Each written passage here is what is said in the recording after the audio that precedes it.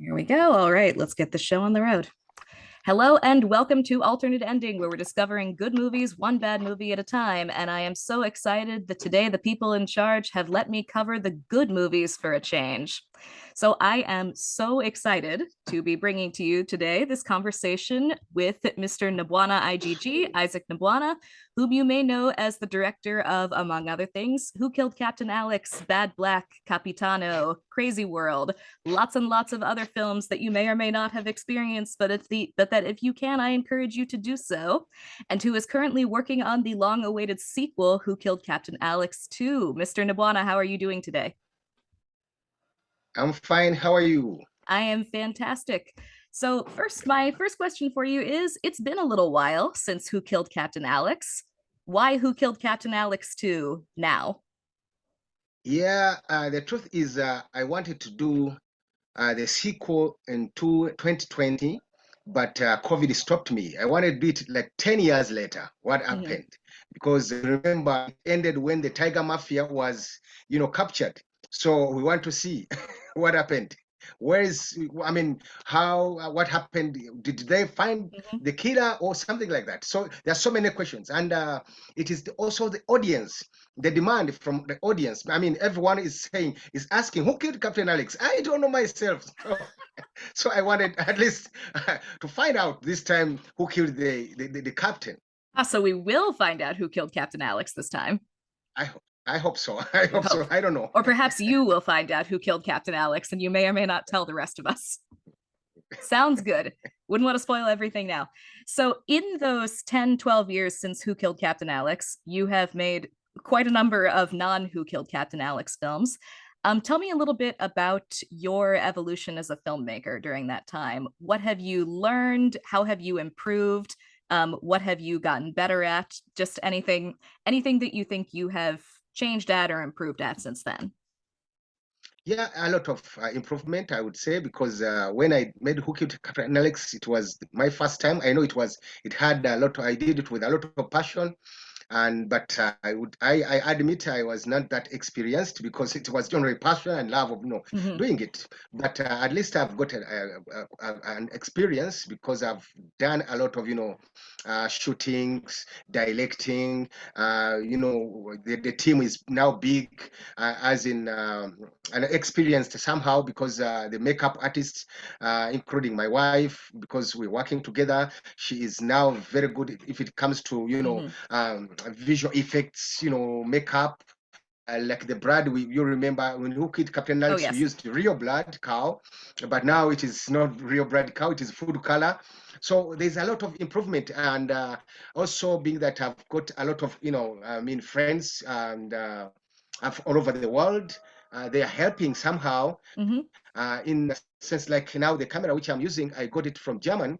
It is called Sigma. It is, I think, I might be the first filmmaker in Uganda to use that camera, Oh, because that's amazing.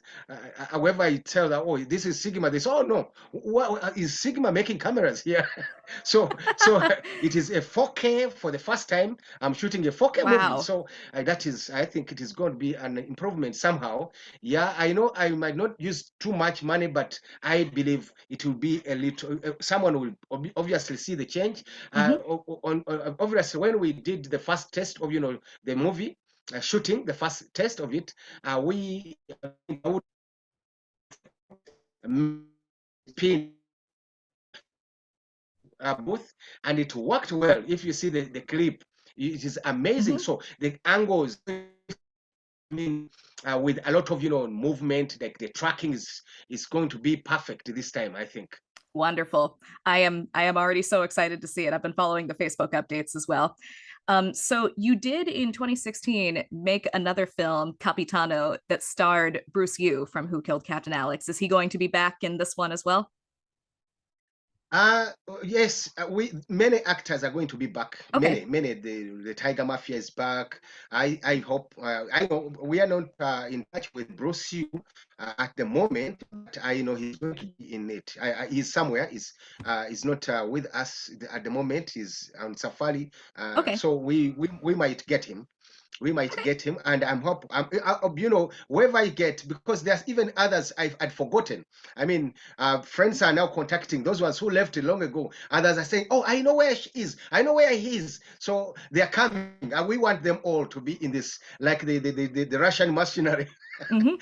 When he had he contacted himself. He said, "I want to come back. I want to come back this time. What do you want me to put on? What do you want me? How can I do it?" No, they are all, you know, eager to be in this movie. I mean, they're liking. I mean, they love it because some of them had already started their own companies after learning how to, you know, make movies. Others are now running their own companies, but they're eager to come and, you know, be part of the movie.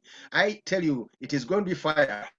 It's gonna it's gonna be epic in scope from the sound of it. Yeah. That's gonna be incredible. Okay, so you are, of course, an action filmmaker. That's your thing. So, what do you think? And one of the things that I've always loved about Who Killed Captain Alex in particular, but also about Bad Black, which is my favorite of your films, is just how good the pacing is. There's never a dull moment in any of these. Even when the action slows down a little bit, everything is always very tense. It's always very joyful. Everything is always just kept moving at a very good clip. So, what do you think makes a really good action sequence? How do you go about directing those and making them come off the way that they do on film? Yeah, I believe for me, I start my editing during the shootings.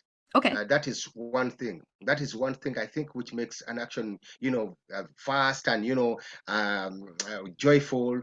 And another thing is also I write a movie, Mm-hmm. and we a lot. I mean, we sometimes go off the script, but after making the movie itself, and I see it done, even on timeline, it's done. Then I think of, you know, the ups and downs, like especially the comics, the Mm-hmm. comedy part of it. So I sometimes insert them after making the movie. Sometimes because I feel like when I watch it, I feel like, oh, here I need something to put it up, and maybe here if it is a little bit going down, how can I put it up again? So sometimes I do it after when I've already finished I mean shooting the movie. So that's why we Mm-hmm. don't have permanent, you know, scripts. But I also think that also the cutting of the movie itself is also something which makes the movie have a very good pace. Yeah, I've seen it with different, you know, filmmakers here, Mm-hmm. the ones I've taught and other, you know, whenever they bring their movies to me and I say, let me cut it, and you see. And sometimes when I cut it, they say, oh, wow, yeah, yeah, that is the pace. For me, what I call action packed is also the cutting. Mm-hmm. It is not only the movie itself with the guns and, you know, kung fu. It is also the cutting, how scenes are following each other. I pack it in an action way. So that is why I call it action packed. Even if it's not action, the real action that has like I've done some movies which are not action packed movie like in kung fu and what like a Mm-hmm. Jin but if you watch it, whoever watches it, like the cannibals, Bukunja the cannibals, Mm-hmm. whoever watches it, it's like an action movie, but it is the cutting, the sequences, the way they follow each Mm-hmm. other. Yeah, it still feels like there's always something happening, which is something that honestly I think the filmmakers over here, where movie lengths keep getting longer and longer and longer and longer, could learn a little bit from sometimes, because I think we might be getting a little bit too much downtime in some of our other films. But in the meantime, um, so you talked a little bit about the technical stuff in the in Who Killed Captain Alex too, and also a little bit about the growing size of your cast. And it sounds like you are pretty much willing to change the script to incorporate whoever is going to come back for this, whoever needs to be added to it, just whatever opportunities that you have. Um, what is your process for? And I know that a lot of your actors, especially in the early days, you know, like these aren't professional actors; these are just people who were interested in doing this. So, what is your process for working with actors? Like, how do you coach actors? How do you direct actors? Yeah, but now many of them have got experience because Of I've course. worked with them for more than 10 years now. Mm-hmm. So I even don't need to coach them a lot. Of I course. just know their abilities now because this team I've been with them. So I know the ability of each of them now. I just tell them that you can do it. I want you to do this. Sometimes they also suggest. So it is much, you know, teamwork. It is much of, team people suggesting, but we have also a script which I mean, which is incorporated with a lot of people. Yes, you were right. I will put in more people as they come to me, and like we have some actors from who have never acted with me, but they are asking to be part of this now already in Uganda. They're big actors here. Others are big personalities on especially media. I need them because. Of marketing here, especially here, because this time I think the marketing is going to be too much here in Uganda. That is my target. I want it to be Ugandan. I want you to bring it to my people here because they enjoyed it later in Uganda. It was not when it went outside Uganda. It came the flavor came from outside. Yes, they had watched it, and but the youth had not watched it. So it started, in the cinema halls, But that is where they watch. I mean, Western movies. So but this time I want to start with them, and I think I'm on the right track because I when you see them, communicating with me, some of them, big on personalities on media, they're contacting me. I think it is already. That's incredible. Yeah. So this is a movie that is for Uganda first and foremost. Of course, it is international. Yes. But what I mean is, if it comes to marketing, I'm going to start with Uganda. I mean, the much effort is going to be Uganda. Yeah, and then it goes outside. Already it is outside because if you see on my Twitter, I'm calling everyone to support. I mean, because I know I have many supporters in different towns. If you go on my Twitter at Isaac Nabwana, you will see that I talk with people in different towns. Ready, and then they respond immediately. Washington, get ready, they respond immediately. New York, something like that. Yeah, there are some like Uzbekistan. I can say Uzbekistan. When I said Ukrainians also responded. I know they're in a tough time, but they responded. So it is amazing. It is amazing. A better way to get through a tough time than this kind of project. They want. I think everyone needs an action. I think the world is thirsty.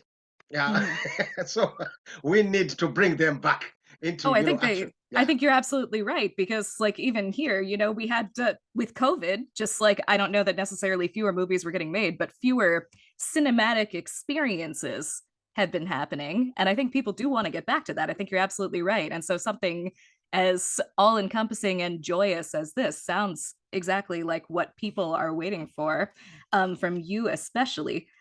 So I've just got one more question here that hopefully I will be able to read. Yes, there we go. So this is probably one that you've gotten before, but it's still one that I'm curious about. If you have a little boy or girl in Uganda or anywhere else in the world who thinks they'd like to try out this movie making thing, what advice do you have for them? Yeah, you mean who want to make movies and they like they don't know where to do? And just where do I start? Oh, where do I start? Yeah. The truth is, in fact, this is a question which, in fact, when I was in Germany of recent, I tried to teach, many, filmmakers, people who came. It is why for me, it is sometimes it starts with the talent spotting. Talent spotting is very crucial. We need it right now. Many stars, especially here in Uganda, stars, they are always complaining the same thing. They're saying that, I wanted to be a musician, but my mother never wanted. I wanted to be a footballer, but my father was beating me. Something like that. So I'm trying to tell the world that, please, the time is now. Let us be believers, because when we were, created by God, we believe in God, and then why do we forget that what God gives you is the talent? So we have to encourage. It starts with the parents, and the parent does not have to be a father and mother. It can be anyone, elder. You can look at someone and say, oh, he's supposed to be a lawyer, so support him, support her. So it starts with us, everyone. So it is not about that, but if you're a filmmaker and if you want to do it, please go on. I have a saying which says that you will never start until you start. So if you say, I will start, what can I do?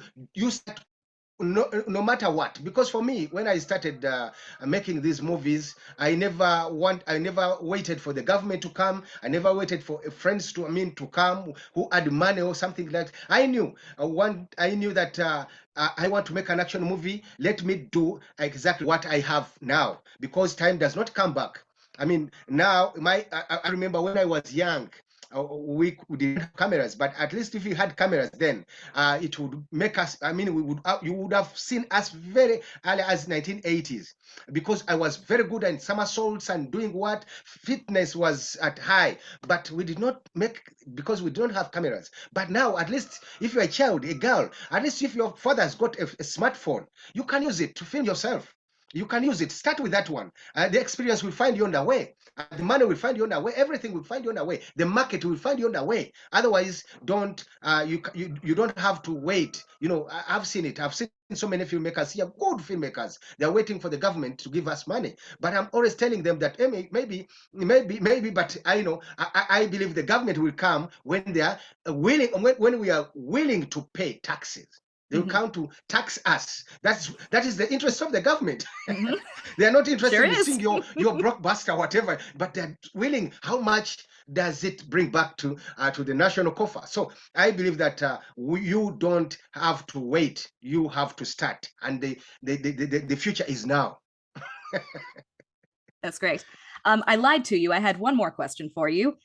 Is VJ Emmy going to be involved in this one? Is he going to be doing commentary?